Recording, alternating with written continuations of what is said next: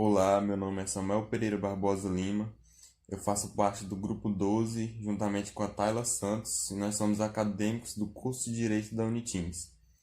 Nós iremos fazer uma abordagem acerca do capítulo 12 do livro Filosofia do Direito, de Wayne Morrison. Bom, o capítulo 12 ele aborda a teoria pura do direito, que foi uma teoria criada por Hans Kelsen. O Kelsen ele é um dos principais expoentes do positivismo jurídico e é bem marcado pela ideia de um direito livre de valor. O Kelsen ele quer provar que existe uma ciência jurídica que é capaz de analisar o direito livre da influência de fatores externos, como por exemplo das ciências sociais. Uma das definições expostas no livro é que o direito é uma forma de controle social que atua ou mediante a imposição de deveres ou mediante a concessão de poderes.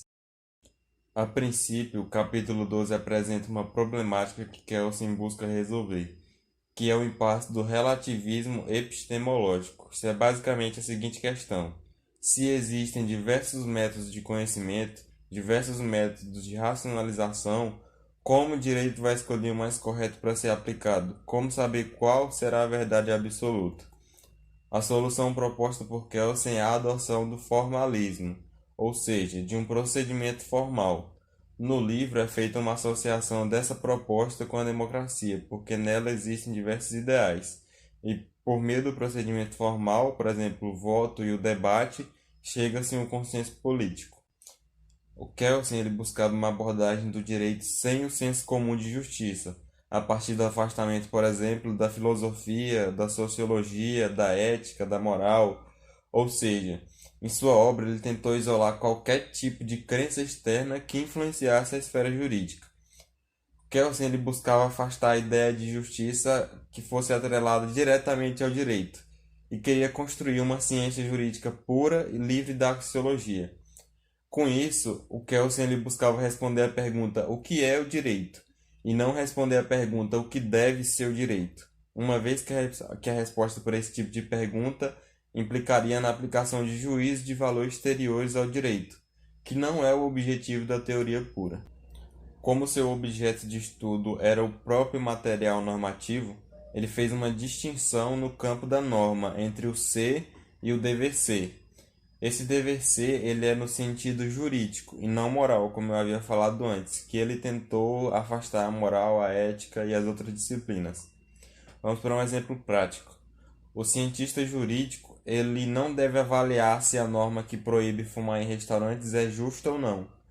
Enquanto isso, a própria norma vai estabelecer o tipo de conduta que você deve adotar, que é a de não fumar nesse local. Ou seja, o dever ser. Qual é o dever ser dessa norma? O de você adotar a conduta de não fumar nesse local. Porém, por outro lado, o cientista jurídico ele não pode avaliar se essa norma que proíbe fumar em restaurantes ela é justa ou não.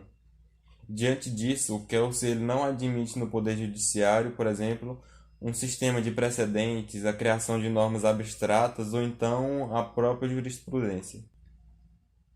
Outra questão fundamental para entender esse pensamento é a definição de fato jurídico. Bom, fato jurídico ele é basicamente a soma do ato com o significado. Vamos para um exemplo. Um ato. Um homem matar o outro. Qual o significado desse ato? Homicídio. A ciência jurídica ela teria justamente esse papel de observar as ações sociais implícitas, ou seja, os atos subjetivos, e aplicar o significado jurídico objetivo. A ciência jurídica ela vai enxergar esse ato dentro da norma, que no caso é um homicídio. Esse seria o significado dentro da norma. O ato, que no exemplo é um homem ter matado outro, ele vai ser subjetivo enquanto for interpretado por qualquer indivíduo. Mas quando for interpretado pelo cientista jurídico e aplicado no direito, ele vai se tornar objetivo, que é uma característica da norma para a teoria pura, a objetividade. Com isso, a norma se torna, para o cientista jurídico, uma espécie de esquema interpretativo dos fatos ocorridos na sociedade. A teoria pura do direito, ela concentra sua análise também na validade das normas. As normas elas são construídas dentro de uma estrutura formal, respeitando a hierarquia e obedecendo às normas superiores. Se trata de uma construção escalonada da ordem jurídica, que vai ser abordada melhor pela Taylor, mas é necessário para a gente entender como uma norma vai ser considerada válida. Uma norma de hierarquia inferior, ela vai retirar o seu fundamento de validade de uma norma de hierarquia superior. Uma vez que essa norma inferior está de encontro ou então em desacordo com uma norma superior, ela vai ser classificada como inválida dentro do ordenamento. E a produção das normas, ela seria um ato de vontade, fruto do exercício do poder que vai decorrer do Estado.